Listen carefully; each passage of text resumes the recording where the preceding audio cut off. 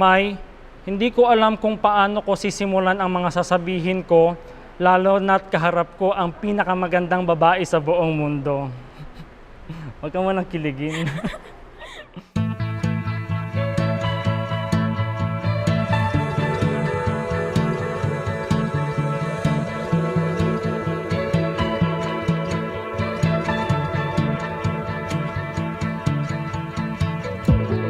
Growing up, I heard people say, don't be so quick to give your heart away. The harder you fall, the harder you break.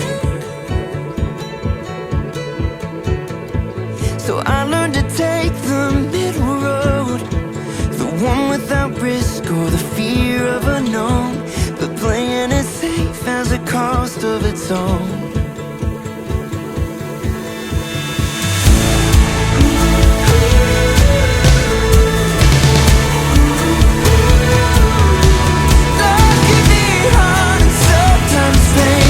But I'd rather have the highs and the lows than be careful.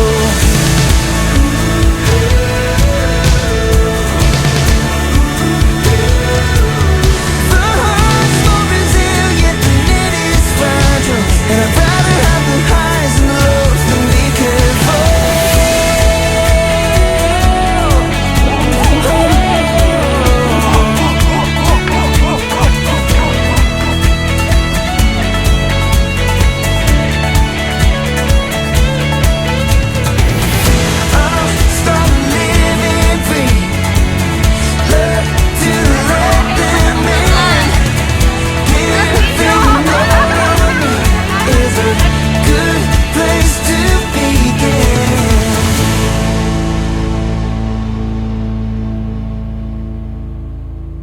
Nais kong sabihin kung gaano ako kasaya na dumating din ang pinakahihintay nating araw na ito.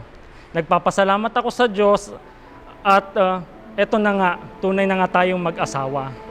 Lumipas ang mga taon at naging mabuti tayong magkaibigan. Nasaksihan natin ang saya at sakit na nadanas ng bawat isa, lungkot at pagluha, saya at tawanan, buhat sa ating mga nakaraan, at nanatiling tayo ay mabuting magkaibigan. Hanggang sa dumating ang panahon na sinagot ng Ama ang matagal kong panata sa Kanya, na sana dumating ang babaeng makakasama ko habang buhay. Sinagot ng Ama ang panalangin ko at yun ay ikaw. Ikaw ang sagot sa mga dalangin.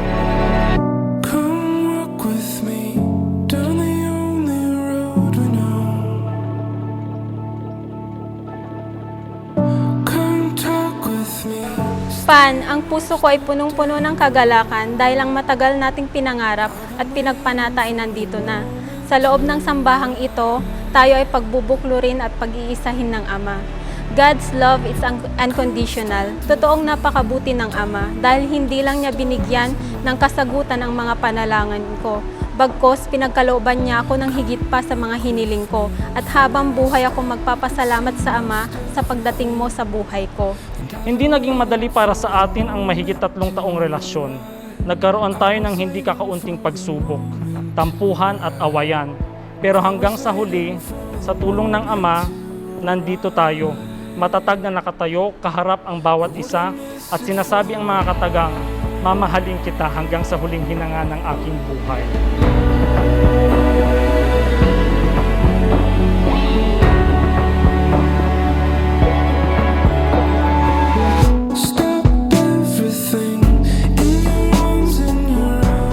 I'm lucky not because of your name. I am lucky because I have you.